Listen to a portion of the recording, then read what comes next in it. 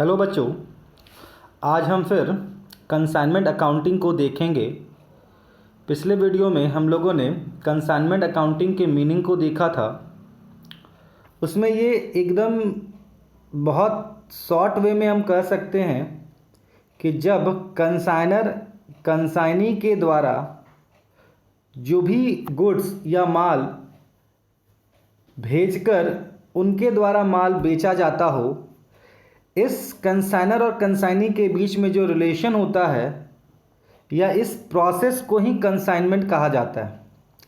यहाँ जो भेजने वाला होता है, जिसको हम लोग सेंडर कहते हैं, जिसका माल होता है उसको कंसाइनर कहेंगे, और जिसको माल भेजा जाता है, जिसकी जवाबदेही होती है कि वो माल बेचे, उसे कंसाइनी या प्रेषणी कहेंगे।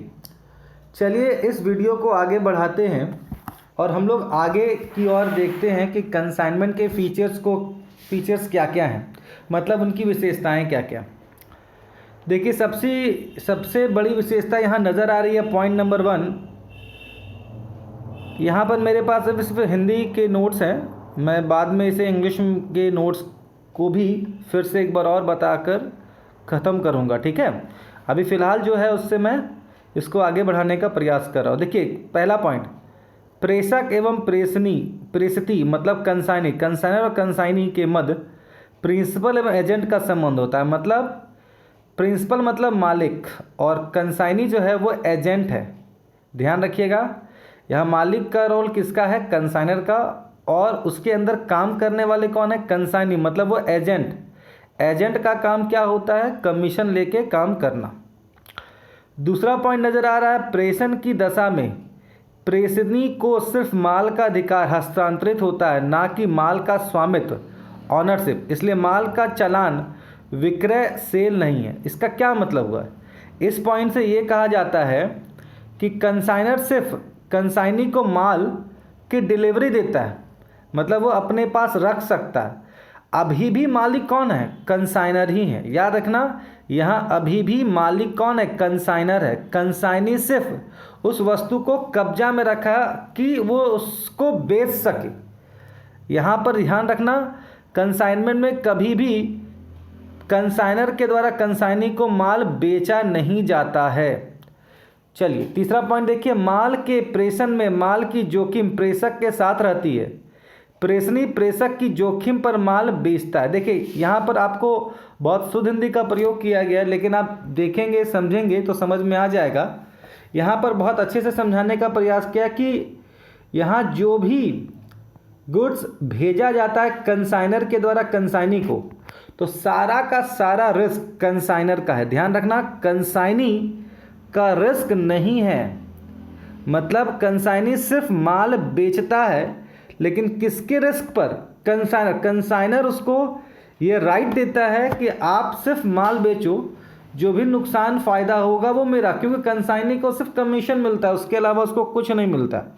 तो वो प्रॉफिट का वो पार्टिसिपेट नहीं करता है वो प्रॉफिट में। तो जो प्रॉफिट में जिसका हस्तक्षेप होता है, जो प्रॉफिट में जिसको हिस्सा मिलने वाला, वो रिस्क उठाता है। तो यहाँ पर सिर्फ कंसाइनर ही रिस्क उठा रहा है। चौथा पॉइंट देखिए, प्रेषणी को निर्धारित दर से समझौते के अनुसार कमीशन प्राप्त करने का अधिकार प्राप्त होता है। सही बात है, ध्यान रखना, कंसाइनर और कंसाइनी के बीच एग्रीमेंट तैयार होता है, उस पर कंसाइनर और कंसाइनी के बीच जो समझौता हुआ, कितना कमीशन मिलेगा, कौन सा कमीशन मिलेगा, कमीशन का परसेंटेज क्या होगा, ये सारी चीज़ें मतलब लिखी हुई होती है, और कंसाइनी कमीशन पाने का अधिकारी होता है। जितना सेल होगा उसके ऊपर कमीशन मिलता है, या फिर और भी कोई तरीका है तो उसको वहाँ पर लिखित रूप में एक दूसरे को हम लोग वहाँ पर मेंशन करेंगे। पांचवा पॉइंट है, प्रेषणी को उसके द्वारा किए गए व्ययों का प्रतिपूर्ति रीइंबर्समेंट करने का अधिकार है। देखिए इसका क्या मतलब हुआ? इसका मतलब ये हुआ कि अगर कंसाइनी किसी भी तरीके का खर्चा करता है माल को बेचने का, कंसाइनी माल को बेचने या रखने या उसको मेंटेन करने में किसी प्रकार का खर्च करता है, और वो फ़िलहाल खर्च कर देता है तो वो कंसाइनर से उसकी प्रतिपूर्ति मतलब रीइंबर्समेंट करने का अधिकार रखता है, मतलब उसको वापस पाने का अधिकार। अभी तो वो खर्च कर दिया, लेकिन बाद में वो बिल बना के देगा और कंसाइनर उसको पेमेंट करेगा। जैसे मान लिया जाए अभी आप झरिया में गए हैं और मैं फ़ोन करता हूँ कि अरे बाबू तुम कहाँ हो, बोला झरिया में है सर, तो मेरे लिए केला 1 दर्जन ले आना। अभी तो आप पैसा लगा दिए वहाँ पर, पैसा लगा देने के बाद केला मेरे घर पे आप लेके आए हैं, तो केला तो हमको आप दे दिए और हम उस समय नहीं थे, तो शाम को आए तो हम कहें बाबू इधर आओ,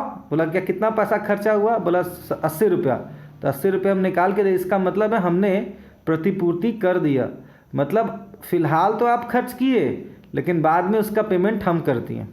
ठीक है, इसी को कहते हैं रीइंबर्समेंट, प्रतिपूर्ति। प्रेषण पर भेजे गए माल पर होने वाला लाभ हानि प्रेषक के होते हैं। ये एकदम क्लियर कट बात है कि अगर कंसाइनमेंट में जो भी माल भेजा गया है और उसके ऊपर जो भी प्रॉफिट होता है या लॉस होता है वो सिर्फ कंसाइनर का होगा, कंसाइनी का दूर दूर से नाता नहीं है प्रॉफिट और लॉस में। क्लियर है? चलिए अब हम लोग आगे बढ़ते हैं। कंसाइनमेंट और सेल के बीच डिफरेंसेस, ध्यान रखिएगा, कंसाइनमेंट और सेल के बीच डिफरेंसेस देखते हैं हम लोग। आगे देखिए, यहाँ पर दिया हुआ है पूरे अच्छे से, आपको एकदम क्लियर नज़र आ रहा है और अच्छे से ये वीडियो भी और कंटेंट जो आपके स्क्रीन पे दिखाई दे रहा है वो बहुत अच्छे से दिखाया जा रहा है, इसलिए आपको ध्यान देना है, सुनना है। देखिए पहला पॉइंट क्या है, स्वामित्व का हस्तांतरण। देखिए सेल में क्या होता है, स्वामित्व का मतलब होता है ऑनरशिप का transfer, transfer of ownership. Sale मतलब बिक्री और कंसाइनमेंट में क्या डिफरेंस, देखिए वस्तु के स्वामित्व का हस्तांतरण क्रेता को हो जाता है। जब आप मेरे दुकान पर आते हैं और आप मेरे से फ्रिज खरीदते हैं और मुझे पैसा देते हैं तो तुरंत हम एक बिल बनाते हैं, उसमें लिखते हैं आपका नाम और फ्रिज का मॉडल नंबर, उसका प्राइस, उसका डेट, सारा चीज़ लिखकर आपको हम दे दें। इसका मतलब है उसी समय से आप उस फ्रिज का ऑनर हो गए, मालिक हो गए। लेकिन कंसाइनमेंट में क्या होता है, वस्तु का स्वामित्व प्रेषक का ही बना रहता है। मतलब हमने कंसाइनमेंट के बेसिस पर कंसाइनी को माल भेज दिया है, उसके दुकान पे उतर गया है, लेकिन अभी भी हम मालिक हैं, मतलब कंसाइनर मालिक होगा। यहाँ पर ध्यान रखने वाली बात है, यहाँ पर कंसाइनर ही ऑनर होगा, वो ट्रांसफ़र नहीं करता है किस चीज़ का, स्वामित्व का, मतलब ऑनरशिप का ट्रांसफ़र नहीं करता। चलिए आते हैं दूसरे पॉइंट पर, माल की वापसी। यदि कोई सहमति नहीं है तो क्रेता को माल वापस करने का अधिकार नहीं होता है। लेकिन कंसाइनमेंट में क्या है, प्रेषणी किसी भी समय माल वापस कर सकता है। देखिए अगर आप फ्रिज ले गए और उसी समय दुकानदार आपको कह दिया कि देखिए भैया आप फ्रिज ले जा रहे हैं, आप जितना अभी देखना है देख लीजिए, समझ लीजिए, लेकिन आपके घर में उतरने के बाद ये वापस नहीं लिया जाएगा। तो यही बात यहाँ कहा गया कि अगर सहमति है, कंसेंट हम और आपके बीच में है तो आपसे फ्रिज ले लेंगे, लेकिन अगर कोई कंसेंट नहीं है तो हम आपका फ्रिज वापस नहीं लेंगे। लेकिन कंसाइनमेंट में ऐसा नहीं है, मेरे और आपके बीच में, हम कंसाइनर और आप कंसाइनी हैं, कुछ नहीं सोचेंगे। अगर आपका माल, कंसाइनी का माल नहीं बिका है तो वह कभी भी हमको वापस कर सकता है और कंसाइनर उसको माल वापस लेगा। ठीक है, दूसरा पॉइंट क्लियर। तीसरा व्यय, जिसको हम लोग एक्सपेंसेस बोलते हैं। बिक्री के बाद क्रेता द्वारा किए गए व्यय का भार क्रेता द्वारा ही वहन किया जाता है। देखिए क्या लिखा हुआ, बिक्री के बाद मतलब सेल के बाद, क्रेता मतलब परचेजर द्वारा किए गए व्यय का भार क्रेता द्वारा ही वहन किया जाता है। मतलब जैसे हम आपको फ्रिज बेच दिए, अब ठेला का खर्चा का बात हमारे और आपके बीच में नहीं है, कैसे पहुंचाया जाएगा, तो इस सारा खर्चा, अब आप ठेला बुलाते हैं, ठेला में आप फ्रिज को लोड करते हैं और अपने घर में उतारते हैं, इसमें सेलर का कोई कंट्रीब्यूशन नहीं होगा, वो पहले ही बोल दिया भैया आप समझिए कैसे, उसका खर्चा क्या आएगा, कहाँ ले जाना है, वो मेरा टेंशन नहीं है। आप फ्रिज पसंद किए हैं, फ्रिज का दाम हमको दिए हैं, हम आपको बिल दिए, फ्रिज दिए, कैसे ले जाना है कैसे नहीं ले जाना है, उस पर कितना खर्चा आएगा, वो आपका टेंशन है, मेरा टेंशन नहीं है।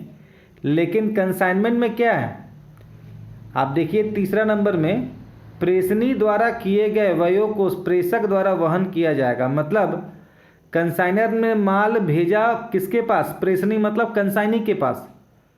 कंसाइनी उस माल एक ठेला से ले जाता है, ठेला से माल 2 लेबर बुलाता है और दुकान में वो उतारता है। मान लो फॉर एग्जांपल 500 रुपया खर्चा हुआ, तो ये 500 रुपया का जो है ये कौन उठाएगा, तो याद रखना प्रेषणी उठाएगा। मतलब कंसाइनी फिलहाल अभी दे देगा, लेकिन वो उसका खर्चा कौन उठाएगा, प्रेषक मतलब कंसाइनर उठाएगा।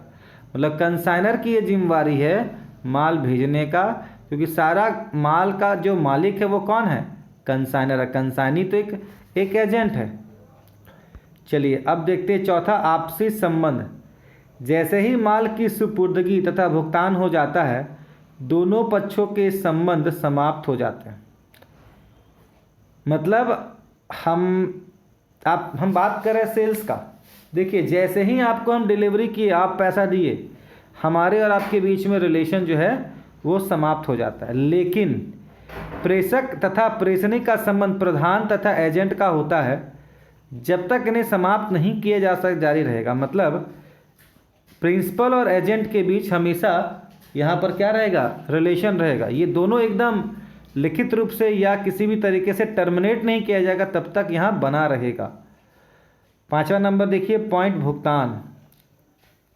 अब 5वां नंबर पॉइंट को देखिए, आपको नज़र आएगा भुगतान। भुगतान का मतलब यहाँ क्या, पेमेंट। देखिए बिक्री के पश्चात समझौते के अनुसार भुगतान किया जाता है। बिक्री के पश्चात, यहाँ नज़र आ रहा है ना आपको, बिक्री के पश्चात मतलब बेचने के बाद जो समझौता उसके हिसाब से आप पेमेंट करते हैं।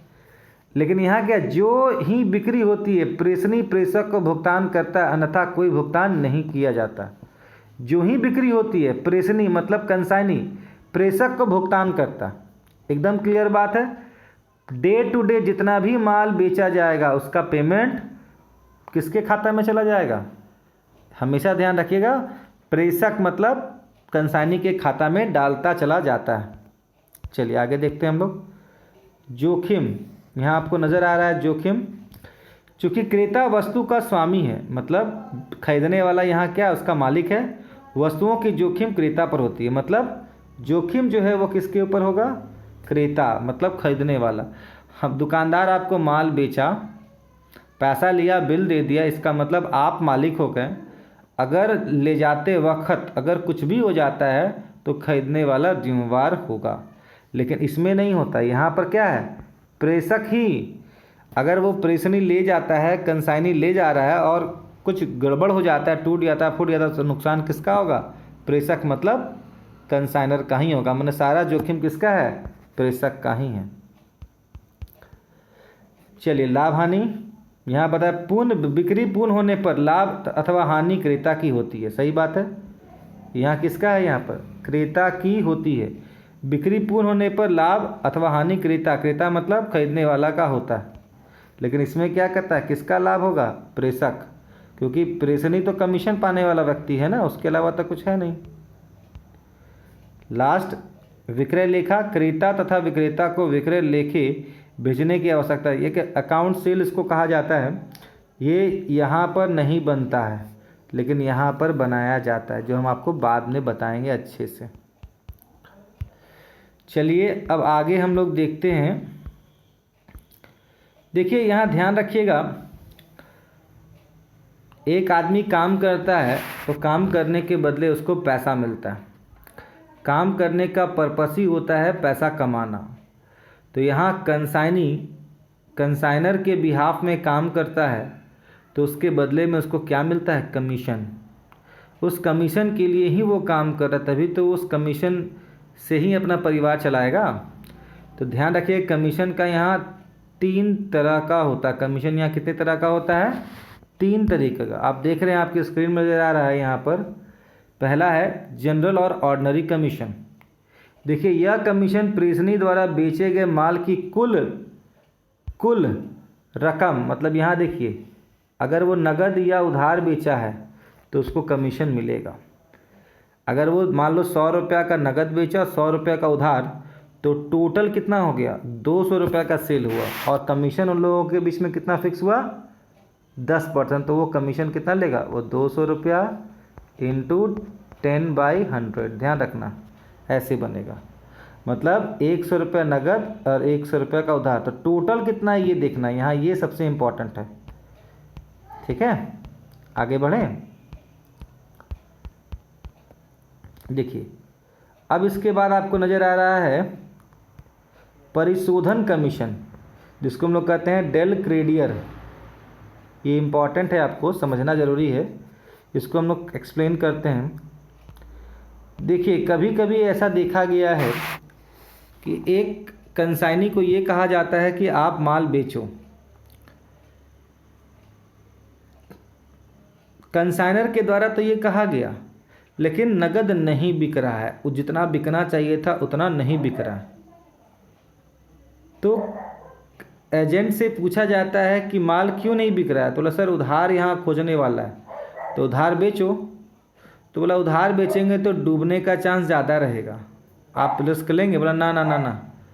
फिर कंसाइनी कहता है कि अगर उधार बेचते हैं हम अपनी जिम्मेदारी पर, अगर नुकसान होता है उसकी भरपाई हम करेंगे, तो कंसाइनर तो तुरंत तैयार हो गया, बोला हाँ करो। लेकिन ये तुरंत कंसाइनी कहता है कि ठीक है हम सारा जिम्मेदारी लेते हैं, पैसा आपका नहीं डूबेगा, बैड डेप्ट होगा तो मेरे सैलरी से आप कमीशन से काट लीजिएगा, लेकिन इसके बदले में हमको एक्स्ट्रा कमीशन चाहिए। तो याद रखना इस तरह का कमीशन जो है वो डेल क्रेडियर कमीशन या परिशोध कमीशन कहलाता है। चलिए इसको हम लोग थोड़ा पढ़ के समझते हैं, आपको थोड़ा ज़्यादा समझ में आएगा। थोड़ा सा हम इसको स्क्रीन को बड़ा कर रहे हैं, थोड़ा सा ज़्यादा तो नहीं करेंगे लेकिन इतना ही कर रहे हैं। अब इसको हम लोग अंडरलाइन के थ्रू देखेंगे। देखिए यहाँ क्या, परिशोधन कमीशन प्रेषक द्वारा प्रेषणी को दिया गया अतिरिक्त कमीशन है। देखिए अतिरिक्त, यहाँ वर्ड आ गया ना अतिरिक्त, ठीक है। अतिरिक्त मतलब क्या होता है, एक्स्ट्रा। देखिए जो प्रेषक प्रेषण पर भेजे गए माल के उधार बिक्री देखो है ना, बैड डेप्ट के वहन के लिए दिया जाता है। मतलब बैड डेप्ट नहीं हो इसके लिए आप उधार बेचिए, कंसाइनर ने कंसाइनी को कहा आप उधार बेचिए, लेकिन बैड डेप्ट हुआ तो आपका होगा। तो कंसाइनी कहता है हम ये रिस्क क्यों लें, इसके लिए हमको कुछ एक्स्ट्रा दीजिए।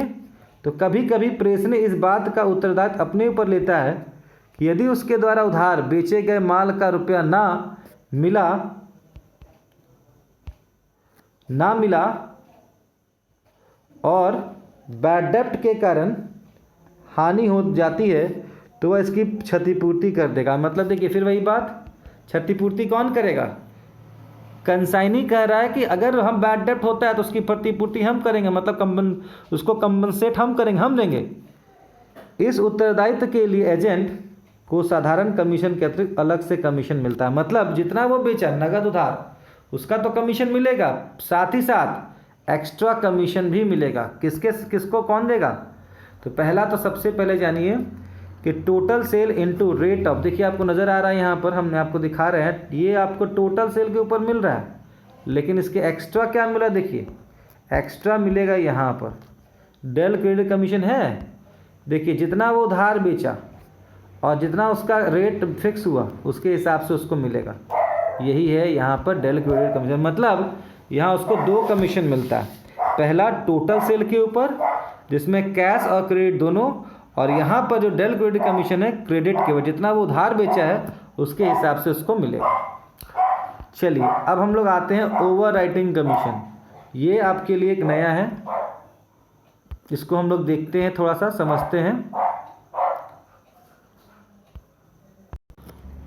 चलिए अब हम लोग आगे बढ़ते हैं। अधिभावी या विशेष कमीशन, ओवर राइडिंग कमीशन या और स्पेशल कमीशन, इसमें क्या होता है, मान लिया जाए कोई प्रोडक्ट आया है जिसका कोई अस्तित्व नहीं है, वो बाज़ार में एकदम नया है, और कंसाइनर ने कंसाइनी को कहा इस माल को बेचो। नया प्रोडक्ट ध्यान रखिएगा एकदम नया होता है, उसको ग्राहक या दुकानदार तक पहुंचाने में बहुत ज़्यादा मेहनत करनी होती है और इसमें कंसाइनी को बहुत अधिक मेहनत करना होता है, दुकानदार को समझाना होता है, दुकानदार को बहुत प्रेस करना होता है, मतलब एक्स्ट्रा एफर्ट लगाना पड़ता है। तो देखिए जब वो एक्स्ट्रा एफर्ट लगाएगा माल बेचने के लिए तो इसलिए उसको ये कमीशन दिया जाता है। ये कमीशन का मेन पर्पस है नए प्रोडक्ट को लॉन्च करने के लिए या कोई स्पेशल एरिया में काम करने के लिए कंसाइनी को एक्स्ट्रा कमीशन दिया जाता है। स्पेशल कमीशन इसका नाम ही है। जैसे आपको पढ़ के सुना रहे हैं, प्रेषक कभी कभी प्रेषणी को प्रोत्साहित करने के लिए साधारण कमीशन के अलावा अतिरिक्त कमीशन, मतलब ऑर्डिनरी कमीशन इसको मिल रहा है, जो उसका कमीशन है वो तो उसको मिल रहा है, लेकिन उसके अलावा भी इस कमीशन को दिया जाता है। इसको विशेष कमीशन या अधिभावी, देखिए अधिभावी कमीशन निम्न परिस्थितियों में दिया जाता है। कहाँ पर? जब बाजार में नए उत्पाद को परिचित कराने के लिए एजेंट को कठिन कार्य करना हो, मतलब जो हम बताएं एकदम नया प्रोडक्ट है और उसको बहुत ज़्यादा कठिन कार्य करना पड़ेगा, बहुत एफर्ट, बहुत ज़्यादा हार्ड वर्क करना पड़ेगा, तो उसको एक्स्ट्रा कमीशन भी चाहिए। दूसरा देखिए यहाँ कहा गया, जब एजेंट को विशेष क्षेत्र में, विशेष एरिया में अन्य एजेंटों के कार्यों पर निगरानी रखा, मतलब एक स्पेशल आपको दे दिया गया और साथ ही साथ ये कहा गया कि आपको दूसरे एजेंटों पर भी निगरानी रखना है। और तीसरा देखिए, प्रेषक द्वारा निर्धारित कीमत से ऊंचे मूल्य पर माल बेचा जाता है, मतलब ज़्यादा जो कीमत है उससे ज़्यादा बेचना है। तो ऐसी परिस्थिति में कंसाइनी डिमांड करता है कि हमको स्पेशल कमीशन दीजिए। इसको या ओवर राइडिंग कमीशन, मतलब ऑर्डिनरी कमीशन के अलावा ये कमीशन दिया जाता है। ठीक है, चलिए अब हम लोग उसको बाद में देखेंगे। ये आप लोग खुद से देखिए, सामान्य कमीशन या परिशोधन कमीशन के बीच डिफरेंसेस, परिशोधन कमीशन और अधिभावी कमीशन के बीच डिफरेंसेस, ये आपको देखना है। और हम आशा करते हैं कि इसको कल तक आप लोग कंप्लीट कर लीजिए। कल हम लोग इसके जर्नल एंट्री को आगे बढ़ाएंगे और एक साथ एक चैप्टर और स्टार्ट करेंगे डिपार्टमेंटल, उसका वीडियो हम लोग कल अपलोड कर देंगे।